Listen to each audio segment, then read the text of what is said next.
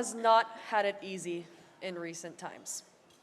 This war has driven a wedge not only amongst Israeli citizens, but also between Israel and those it once considered its closest allies. And now, Israel has a closely knit group of friends. Not everybody there used to be, but just some. But those who have stayed close to Israel have stayed close in the fiercest show of friendship and support that there is. And one such country is Argentina.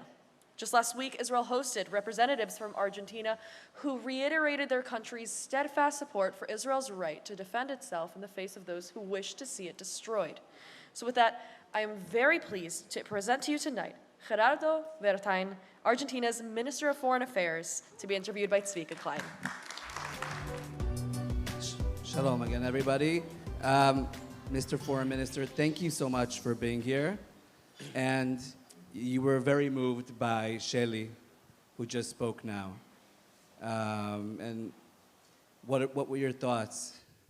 Well, I think it's very difficult to talk about that after hearing her. But having said that, October 7 was the biggest killing in history after the Holocaust.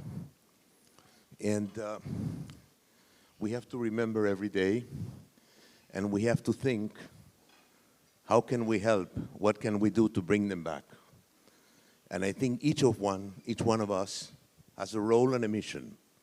Some of us pray, some goes to war, some soldiers go to try to rescue them, but each Jewish in the world has to forget every minute, every hour, thinking of them, praying for them, and they will come back.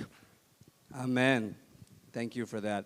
So for those of you who don't read the Jerusalem Post every day, I'm sure you all read it. We, as well as other media outlets, wrote about you becoming foreign minister just very recently. And for the first time in history, was a minister, definitely a foreign minister, sworn in as minister with a chumash, right? A Torah book. That's kind of cool, if you ask me. So this chumash has a story. Well, I was caught by surprise because I was an ambassador in Washington. Something happened, and President Milei, who's a good friend, and a good friend of my son, great guy. Yeah, I would clap. So definitely. So and probably when you hear him talk about Israel, when you understand how much he believes in Israel, how much he believes in the Torah, which he studies every day. He can tell you and give you a class of the parasha that a lot of us wouldn't have enough information. He will study the comments of Rashi, and he will come and explain it.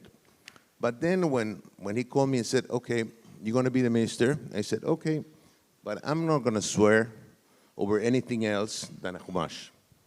I will promise over the chumash. And he said, great, you're going to do it with my chumash. and that was the story.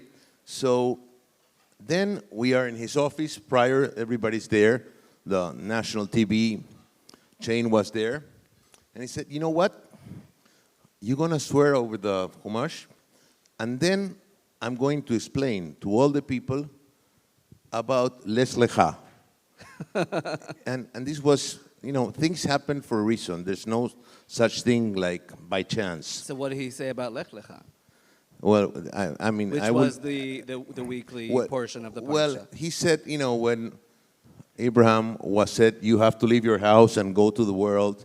And he said, this date is very important because you have to leave your area of comfort and go to the world and help me to make Argentina a great country.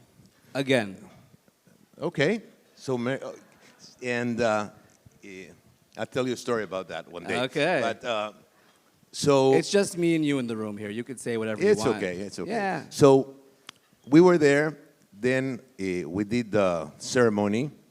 At the moment, I couldn't talk. And he couldn't talk because we were full of emotions. So we got a big hug, just to recover. Took about a couple of minutes, and then he got the microphone and in front of the TV explained his view about Les Lecha. So I think this was the first time that happened in my country for sure. And what I can say, you have to believe who you are. You have to show with pride who you are. And for me, this was one of the important moments of my life. Wow. So that's what I can tell you. That's definitely a story.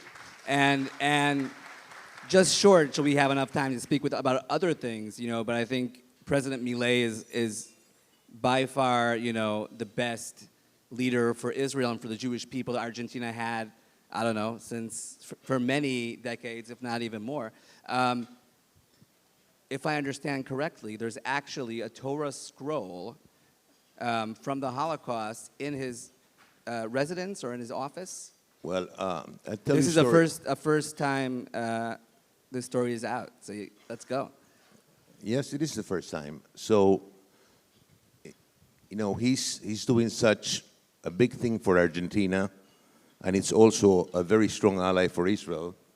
So he needed protection. So my son called me and said, Father, I think he needs the protection of a sefer.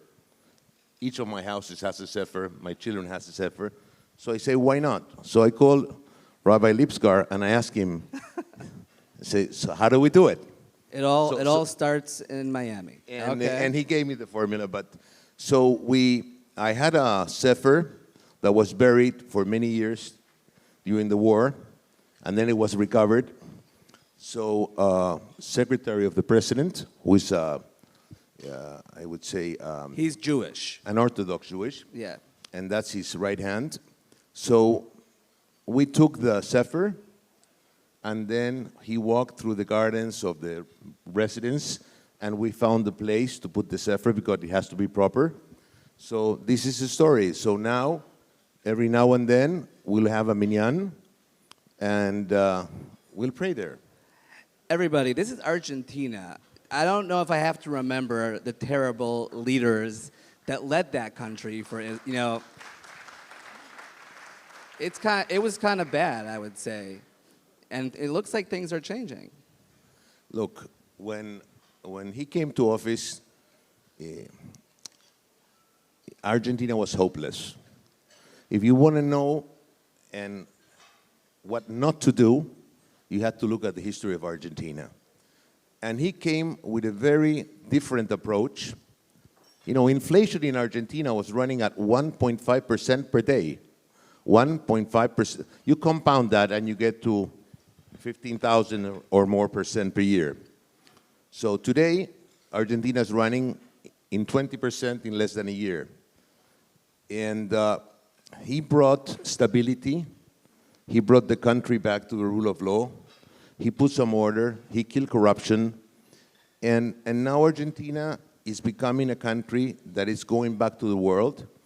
We have passed new laws. And now, when you do something wrong, you pay for it, which is the right thing to do.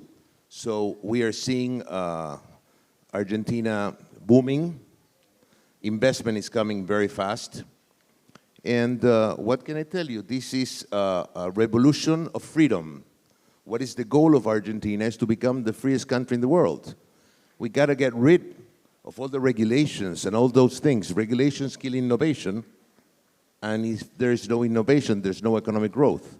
So Milei is doing that, and I think most of the world is looking at it with some attention. 100%. And, maybe Rabbi Lipsker will be able to answer that question, but President Milei was in Israel. He went to the Kotel. He prayed. A few days later, Argentinian Israelis, were rescued by Israeli military from Gaza.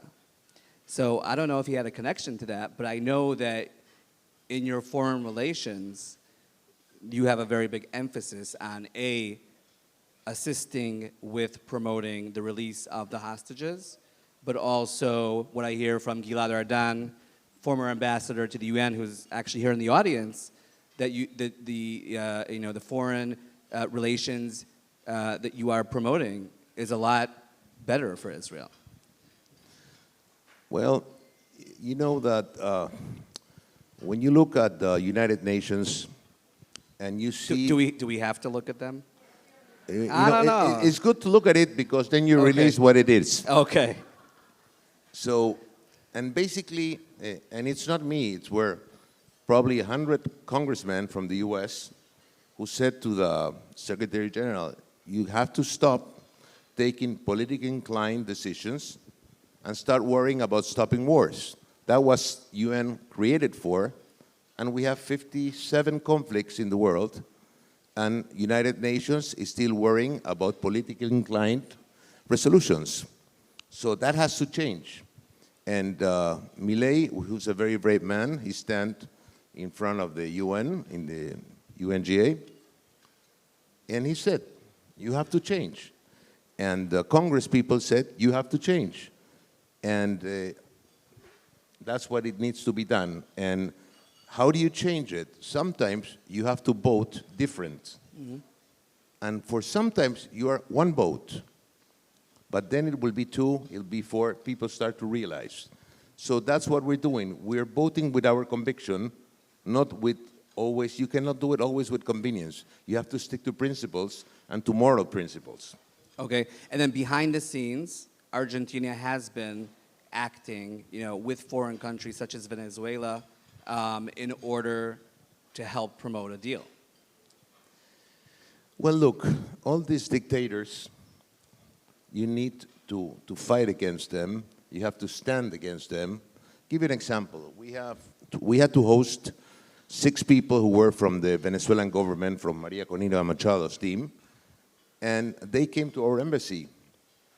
And they're there because if they wouldn't have come, they would be dead or tortured, who knows? And now we're battling to get these people out safe, and you don't realize how difficult it is to get supports from countries to be able to do it. And and Maduro is a dictator. There is no human rights there. There's no respect for civil rights. The elections were very clear, and he's still there. So, but still, you got to stand against them. Because if you don't, they will keep growing and growing and growing. Look, Nicaragua, Venezuela, Cuba, and we have to stop it, and somebody has to do it. And we hope that many nations are starting to realize, and what we call the like-minded countries. And, we are maybe 15, 16, 17 in America, and this will happen. Sooner or later, they'll have to go. We will defund them, and they will have to go. That's amazing.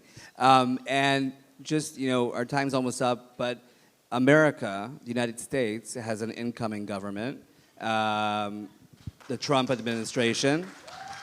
I feel like people in the audience here are supportive of it.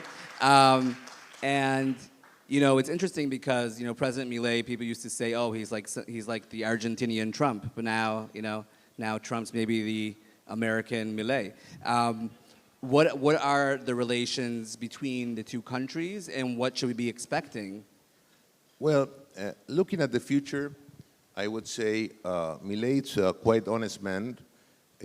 When the actual government was in office, he was asked, look, he said, I'm a Republican, I like Trump, but that's my personal opinion. As a president, I will deal with whoever the American people. So that was very brave. Not many people say that. And basically, there's some coincidences, which is give back the freedom to the people.